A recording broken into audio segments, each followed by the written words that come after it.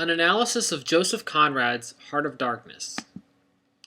To properly understand Heart of Darkness, we must remember a key intellectual focus of this time period, the late 1800s and early 1900s, was psychology. Sigmund Freud, Carl Jung, and other famous psychologists were positing their theories about the power of the unconscious forces embedded within the human psyche. Key among these forces were sexual urges, most of which are repressed, and the death urge, which includes both an urge to die and which is often transmuted into an urge to kill. It's also important to understand European imperialism in Africa. The Congo was a Belgian colony in Central Africa. The colony of Congo was owned personally by King Leopold of Belgium. Much of Africa was colonized as part of European imperialism, mostly to stretch empires and ravage countries of their resources. Africa has often served as a symbolic other for European culture.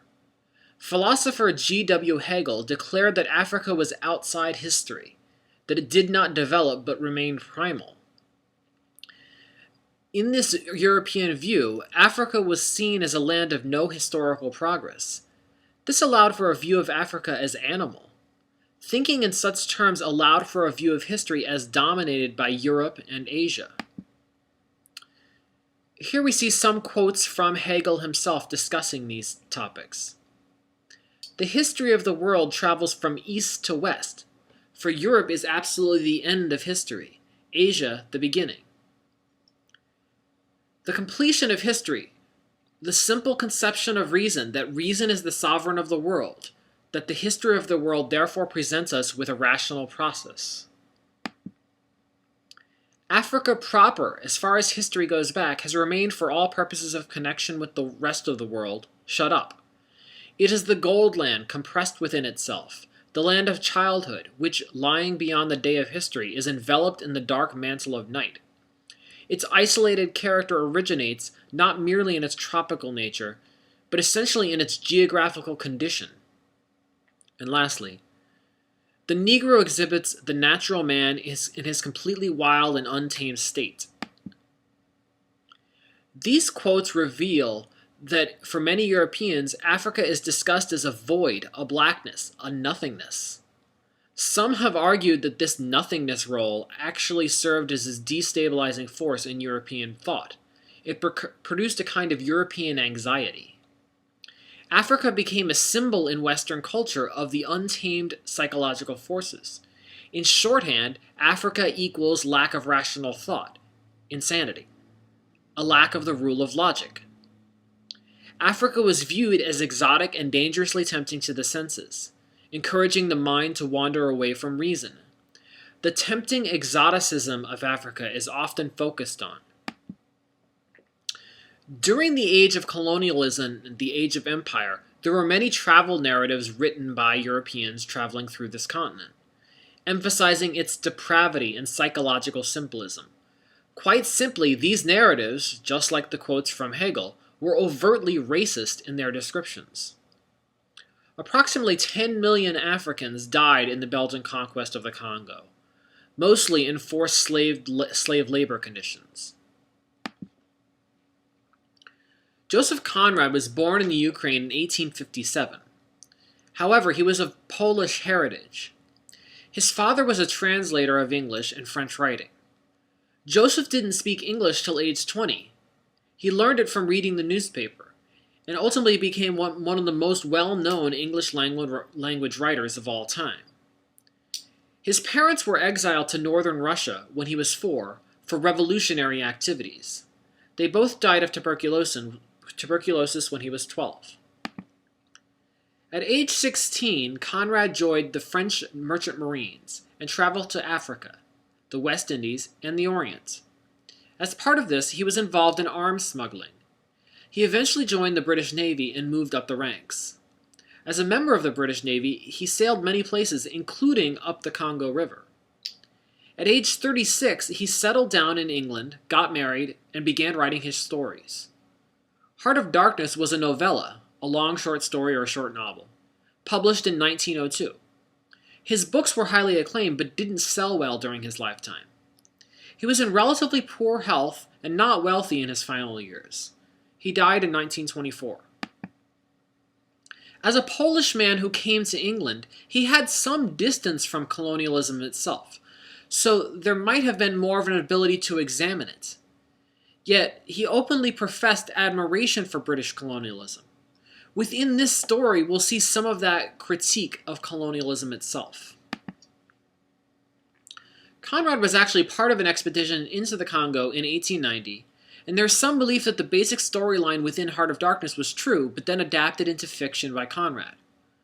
While in the Congo, Conrad nearly died of fever and dysentery, and came back a changed man. He said, "Before the Congo, I was a mere animal." In the story, Marlowe is basically Conrad. Personification is the giving of lifelike characteristics to inanimate objects or concepts. In Heart of Darkness, Africa itself is being personified as a monster, which the Europeans attempt to conquer but ultimately cannot. The setting is an archetype, a night journey. It also fits the youthful initiation archetype, as this occurs through a young narrator's eyes.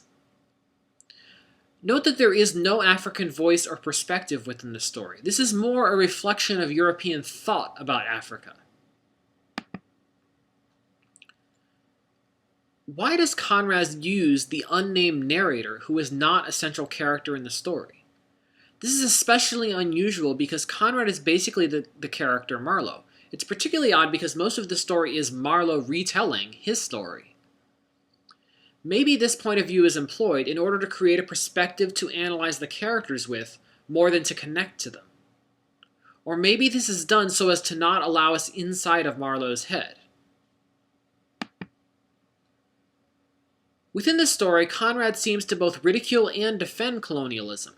He seems to suggest, through Marlowe's character, that it is worthy if there is an idea behind it.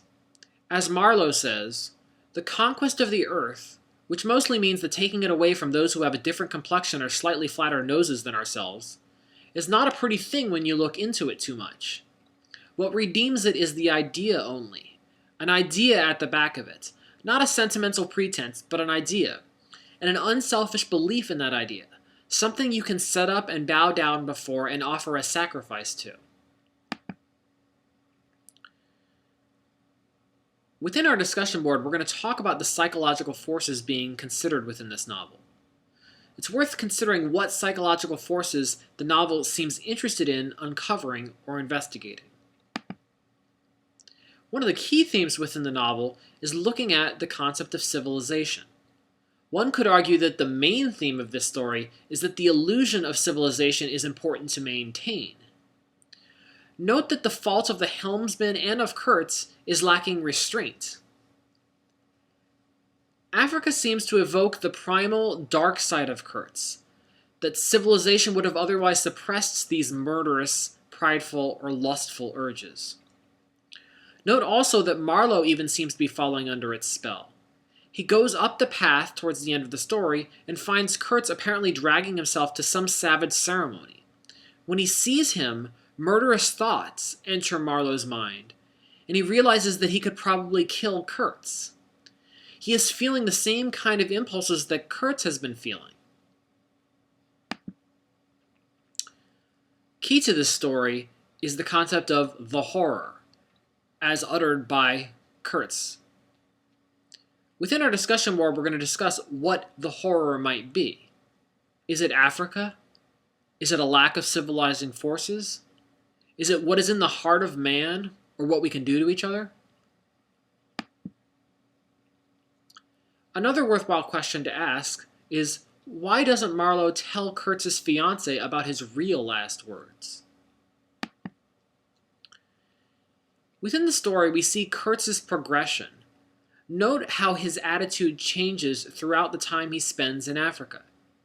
At first, he demonstrated pity and willingness to help the natives. Later, however, he declares that they should exterminate all the brutes.